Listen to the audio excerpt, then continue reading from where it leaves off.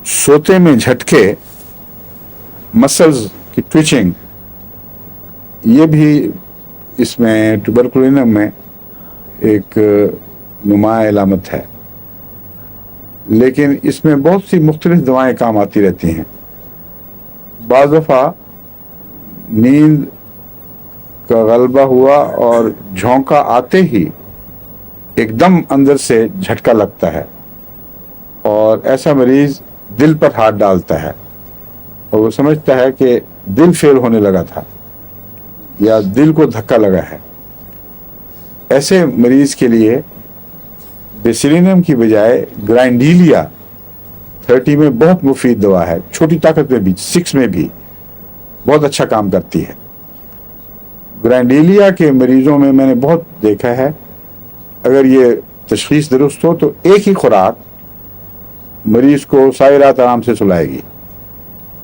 और बाज़ मरीजों को मैंने ये दिया कि अपने पास रखें, क्योंकि उनको होता था तो वो अपने सफ़र में रखते थे और वो बताते रहे हैं मुझे कि एक ही खुराक खाने से फ़ौरन आराम आ जाता था। लेकिन उसके मुतालिक जो मैंने गौर किया है उसका मैदे से ताल्लुक़ है।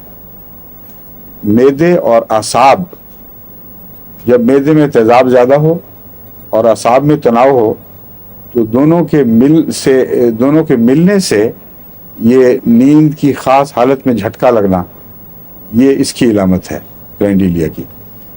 और आम तौर पर डायफ्राम जब धड़क कर दिल की तरफ जाता है तो उस वक्त ये एहसास होता है कि अंदर से कुछ दिल बैठने लगा है, पकड़ा गया है, और ऐसा मरीज फौरन दिल को क्लच करता है, हाथों से पकड़ने की कोशिश करता है और कुछ देर के लिए उसमें जान नहीं रहती।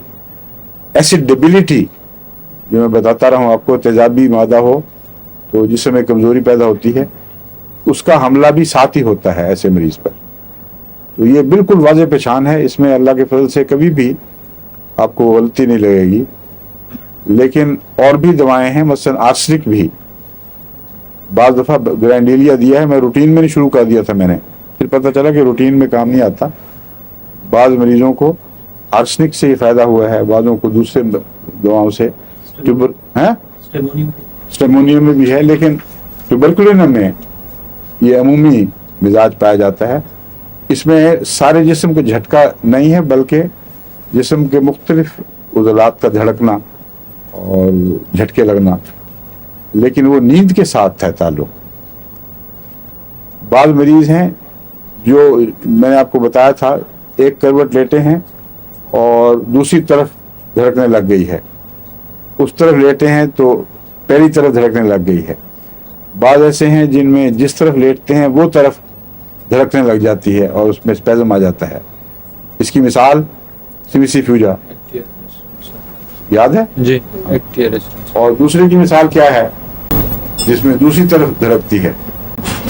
रेनकुलस बल्बस, जो इसका सबसे नुमाया इसमें फीचर लिखा हुआ है इटैलिक्स में, shocks throughout the whole body.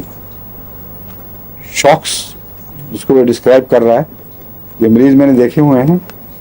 रेनकुलस में ये बात है कि जिस करवट मरीज लेटा हुआ है उसकी दूसरी तरफ पूरी हिल रही है झटकों के साथ।